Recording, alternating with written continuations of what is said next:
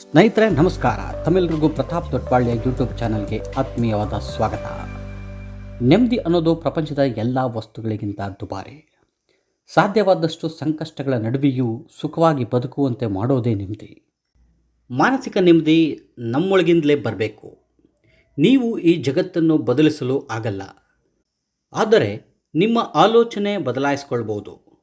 ಸ್ನೇಹಿತರೆ, ಮನಸ್ಸಿನ ನೆಮ್ಮದಿಗಿಂತ ದೊಡ್ಡದಾದ ಶ್ರೀಮಂತಿಕೆ ಬೇರೊಂದಿಲ್ಲ. ನಾವೆಲ್ಲರೂ ಪ್ರತಿಕ್ಷಣ ಗೊತ್ತಿದ್ದೋ ಗೊತ್ತಿಲ್ಲದೆಯೋ ನೆಮ್ಮದಿಯ ಹುಡುಕಾಟದಲ್ಲಿ ತೊಡಗಿರ್ತೇವೆ. ನೆಮ್ಮದಿ ಅನ್ನೋದು ಎಲ್ಲಿ ಸಿಗುತ್ತೆ? ಅದಕ್ಕಾಗಿ ನಾವು ಏನು ಮಾಡಬೇಕು? ಬನ್ನಿ ಈ ವಿಡಿಯೋದಲ್ಲಿ ಅದರ ಬಗ್ಗೆ ತಿಳಿಯೋಣ. ಅದಕ್ಕೂ ಮುಂಚೆ ಇದುವರೆಗೂ ಯಾರ್ಯಾರು ನನ್ನ ಚಾನಲ್ಗೆ ಸಬ್ಸ್ಕ್ರೈಬ್ ಆಗಿಲ್ವೋ ಈಗಲೇ ಸಬ್ಸ್ಕ್ರೈಬ್ ಆಗಿ. ವಿಡಿಯೋ ಇಷ್ಟ ಆದರೆ ಒಂದು ಲೈಕ್ ಕೊಡೋದನ್ನು ಮರಿಬೇಡಿ. ಹಾಗೆ ತಮ್ಮ ಪ್ರೀತಿ ಪಾತ್ರರಿಗೆ ಶೇರ್ ಮಾಡಿ. ತಮ್ಮ ಅನಿಸಿಕೆ ಅಭಿಪ್ರಾಯಗಳನ್ನು ಕಮೆಂಟ್ ಮಾಡೋ ಮೂಲಕ ತಿಳಿಸೋದನ್ನು ಮರಿಬೇಡಿ. ಸ್ನೇಹಿತರೆ, ಜೀವನದಲ್ಲಿ ಕೆಲವನ್ನ ಪಡಿಬೇಕಾದ್ರೆ ಕೆಲವನ್ನ ನಾವು ಬಿಟ್ಕೊಡ್ಬೇಕಾಗತ್ತೆ. ಹಾಗೆಯೇ ನೆಮ್ಮದಿ ಬೇಕಾದರೆ ಕೆಲವು ಅಂಶಗಳನ್ನು ಬಿಟ್ಟು ಬಿಡಬೇಕಾಗತ್ತೆ. ಅವು ಯಾವುವು ಅಂತ ಹೇಳ್ತಾ ಹೋಗ್ತಾನೆ. ಪಟ್ಟಿ ಮಾಡ್ಕೊಳ್ಳಿ. ದಯವಿಟ್ಟು ವಿಡಿಯೋವನ್ನು ಪೂರ್ತಿ ನೋಡಿ, ಆಗ ನಿಮಗೆ ಸಂಪೂರ್ಣವಾಗಿ ಅರ್ಥವಾಗುತ್ತೆ. ಸ್ನೇಹಿತರೆ, ಹಿಂದೆ ನಡೆದಿರ್ತಕ್ಕಂತಹ ಕೆಲವು ಘಟನೆಗಳನ್ನು ನಾವು ಮರೆತು ಬಿಡಬೇಕು. ಅವುಗಳ ಬಗ್ಗೆ ಚಿಂತಿಸುವುದನ್ನು ಬಿಟ್ಟು ಬಿಡಿ. ಅದರಿಂದ ಯಾವ ಪ್ರಯೋಜನವೂ ಆಗುವುದಿಲ್ಲ. ಜೀವನ ಪರ್ಫೆಕ್ಟ್ ಆಗಿರಬೇಕು ಎಂಬುದನ್ನು ಹೆಚ್ಚು ನಿರೀಕ್ಷೆ ಮಾಡಬೇಡಿ. ಯಾರ ಜೀವನವೂ ಪರಿಪೂರ್ಣವಾಗಿರೋದಿಲ್ಲ. ಇದನ್ನು ಮನಸ್ಸಿನಲ್ಲಿಟ್ಕೊಳ್ಳಿ. ಹಾಗೆಯೇ ಎಲ್ಲವನ್ನೂ ಕಂಟ್ರೋಲ್ ಮಾಡೋದಕ್ಕೆ ಹೋಗಬೇಡಿ. ಕಂಟ್ರೋಲ್ ಮಾಡುವುದು ಸಾಧ್ಯವಿಲ್ಲ ಎಂಬುದನ್ನು ಎಂದಿಗೂ ಮರೆಯದಿರಿ. ವ್ಯಕ್ತಿ, ವಸ್ತು, ಪರಿಸ್ಥಿತಿ ಯಾವುದನ್ನು ಕಂಟ್ರೋಲ್ನಲ್ಲಿಡುವುದಕ್ಕೆ ಆಗೋದೇ ಇಲ್ಲ. ಈ ಅಂಶವನ್ನು ಎಂದೂ ಮರ್ತ್ಕೋಬೇಡಿ. ಸ್ನೇಹಿತರೆ, ಹಾಗೆಯೇ ಅಯ್ಯೋ ಏನಾಗುತ್ತೋ, ಮುಂದೆ ಇದರಿಂದ ಎಂತಹ ಅನಾಹುತ ಕಾದಿದೆಯೋ, ಅಯ್ಯಯ್ಯೋ ಎಂಬ ಭಯವನ್ನು ಬಿಟ್ಬಿಡಿ. ಭಯದಿಂದ ನೆಮ್ಮದಿ ಹಾಳಾಗೋಗುತ್ತೆ. ಬಂದಿದ್ದನ್ನು ಧೈರ್ಯವಾಗಿ ಎದುರಿಸುವ ಮನಸ್ಥಿತಿಯನ್ನು ಬೆಳೆಸ್ಕೊಳ್ಳಿ. ಇನ್ನು ಕೆಲವೊಮ್ಮೆ ಸಂಬಂಧಗಳಲ್ಲಿ, ಬಾಂಧವ್ಯಗಳಲ್ಲಿ ನಮ್ಮಿಂದ ಅವರಿಗೆ, ಅವರಿಂದ ನಮಗೆ ಯಾವುದೇ ರೀತಿಯ ಪ್ರಯೋಜನಗಳು ಇರೋದಿಲ್ಲ. ಈ ಸಂಬಂಧಗಳು ಕೆಲವು ಸನ್ನಿವೇಶಗಳಲ್ಲಿ ವ್ಯತಿರಿಕ್ತವಾದಂತಹ ಪರಿಣಾಮ ಬೀರಬಹುದು. ಅದರಿಂದ ಅನಾರೋಗ್ಯಕರವಾದ ವಾತಾವರಣ ಉಂಟಾಗಿ ನೆಮ್ಮದಿ ಹಾಳಾಗುತ್ತೆ. ಮನಸ್ಸನ್ನು ಗಟ್ಟಿ ಮಾಡಿಕೊಂಡು ಅನಾರೋಗ್ಯಕರವಾದ ಸಂಬಂಧಗಳನ್ನು ಕಡಿದು ಹಾಕ್ಕೊಳ್ಳಿ. ಇದರಿಂದ ಕಳೆದುಕೊಳ್ಳೋದು ಏನೂ ಇಲ್ಲ, ಆದರೆ ಪಡೆದುಕೊಳ್ಳೋದು ಮಾತ್ರ ನೆಮ್ಮದಿ. ಸ್ನೇಹಿತರೆ, ನಿಮ್ಮಿಂದ ಬದಲಾಯಿಸಲು ಆಗದೇ ಇರುವಂತಹ ವಿಚಾರಗಳನ್ನು ಕುರಿತು ಆಲೋಚನೆ ಮಾಡೋದನ್ನು ಬಿಟ್ಟುಬಿಡಿ. ಯಾರನ್ನು ಬದಲಾಯಿಸಲು ಆಗೋದಿಲ್ಲ. ಅವರಿವರನ್ನು ಬದಲಾಯಿಸಲು ಹೋಗುವುದರ ಬದಲು ನೀವೇ ಬದಲಾಗೋದು ಉತ್ತಮ, ಅತ್ಯುತ್ತಮ. ಸ್ನೇಹಿತರೆ, ಬೇಡವಾದ ವಿಚಾರಗಳನ್ನು ಬಿಟ್ಟುಬಿಡಿ. ಅದರ ಹಿಂದೆ ಹೋಗಬೇಡಿ. ಮನಸ್ಸಿನಿಂದ ಮೊದಲು ಅಂತಹವುಗಳನ್ನು ಕಿತ್ತು ಎಸೆಯಿರಿ. ನಿಮಗೆ ಇಷ್ಟವಿಲ್ಲದ ಕೆಲಸವನ್ನು ನೀವು ಮಾಡುತ್ತಿದ್ದರೆ ಅದನ್ನು ಬಿಟ್ಟು ಬಿಡಿ. ಅದಕ್ಕೂ ಮುಂಚೆ ನಿಮಗೆ ಇಷ್ಟವಾಗುವಂಥ ಕೆಲಸವನ್ನು ಪಡೆಯೋದನ್ನು ಮರೆಯದಿರಿ. ಇಷ್ಟವಿಲ್ಲದ ಕೆಲಸ ಮಾನಸಿಕ ನೆಮ್ಮದಿಯನ್ನು ಕೆಡಿಸಿಬಿಡುತ್ತೆ. ಸ್ನೇಹಿತರೆ, ಬಹು ಮುಖ್ಯವಾಗಿ ಇನ್ನೊಬ್ಬರ ಜೊತೆಗೆ ನಿಮ್ಮನ್ನು ಕಂಪೇರ್ ಮಾಡ್ಕೋಬೇಡಿ. ನೀವು ನಿಮಗಿಂತ ಕೆಳಗಿನವರನ್ನು ನೋಡಿದರೆ ನಿಮಗೆ ಅಹಂ ಬರ್ಬೋದು. ಇನ್ನು ನಿಮಗಿಂತ ಮೇಲ್ವರ್ಗದವರನ್ನು ಕಂಡರೆ ಕುಗ್ಗಿ ಹೋಗುವ ಸಾಧ್ಯತೆ ಇರುತ್ತೆ. ಆದ್ದರಿಂದ ಕಂಪೇರ್ ಮಾಡಿಕೊಳ್ಳದೆ ಆರಾಮಾಗಿ ಜೀವನ ಸಾಗಿಸಿ. ಸ್ನೇಹಿತರೆ, ಸಣ್ಣತನವನ್ನು ಬಿಟ್ಬಿಡಿ.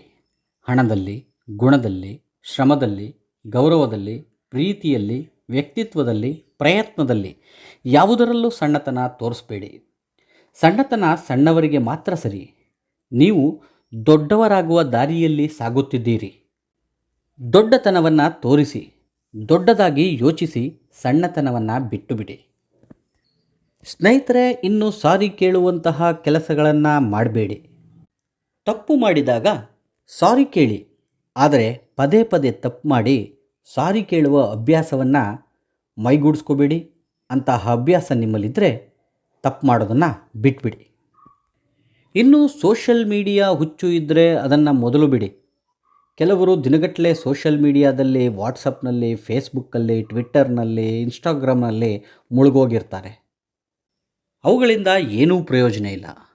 ಅದು ತಾತ್ಕಾಲಿಕವಾಗಿ ಖುಷಿ ಕೊಡುತ್ತೆ, ಆದರೆ ಇದು ನೆಮ್ಮದಿ ಹಾಳು ಮಾಡಿಬಿಡುತ್ತೆ. ಮೊದಲು ಇದರಿಂದ ಆಚೆ ಬನ್ನಿ, ನೆಮ್ಮದಿಯಾಗಿರಿ.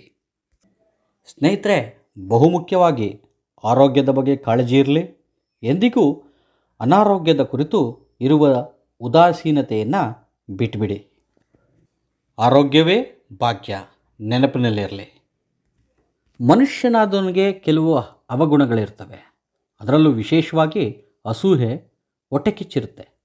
ಈ ಹೊಟ್ಟೆಕಿಚ್ಚು, ಅಸೂಯೆ ನಿಮ್ಮಲ್ಲಿ ಸೇಡಿನ ಮನೋಭಾವವನ್ನು ಬೆಳೆಸುತ್ತೆ. ನಿಮಗೆ ಯಾರ ಮೇಲಾದರೂ ಸೇಡಿನ ಮನೋಭಾವವಿದ್ದರೆ ಮೊದಲು ಅದನ್ನು ಬಿಟ್ಟು ಬಿಡಿ. ನಿಮಗೆ ಅವರಿಂದ ಅನ್ಯಾಯ, ಮೋಸವಾಗಿದ್ದರೆ ಮೊದಲು ಅವರನ್ನು ಮರೆತು ಅವರಿಂದ ದೂರವಿರಿ. ಇಲ್ಲಾಂದರೆ ನಿಮ್ಮ ನೆಮ್ಮದಿ ಹಾಳಾಗತ್ತೆ. ಸೇಡು ತೀರಿಸ್ಕೊಳ್ಳೋಕೆ ಹೊರಟು ನೀವು ಸಹ ನೆಮ್ಮದಿಯನ್ನು ಕಳ್ಕೊಳ್ಬೇಕಾಗತ್ತೆ.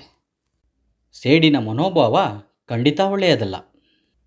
ನಿಮ್ಮನ್ನು ಹಾಳು ಮಾಡುತ್ತಿರುವ ಕೆಟ್ಟ ಅಭ್ಯಾಸಗಳನ್ನು ಗುರುತಿಸಿ ಅವುಗಳನ್ನು ಬಿಟ್ಬಿಡಿ. ಕೆಟ್ಟ ಅಭ್ಯಾಸಗಳಿಂದ ಆರೋಗ್ಯ, ಹಣ, ನೆಮ್ಮದಿ ಎಲ್ಲವೂ ನಾಶವಾಗಿಬಿಡುತ್ತೆ.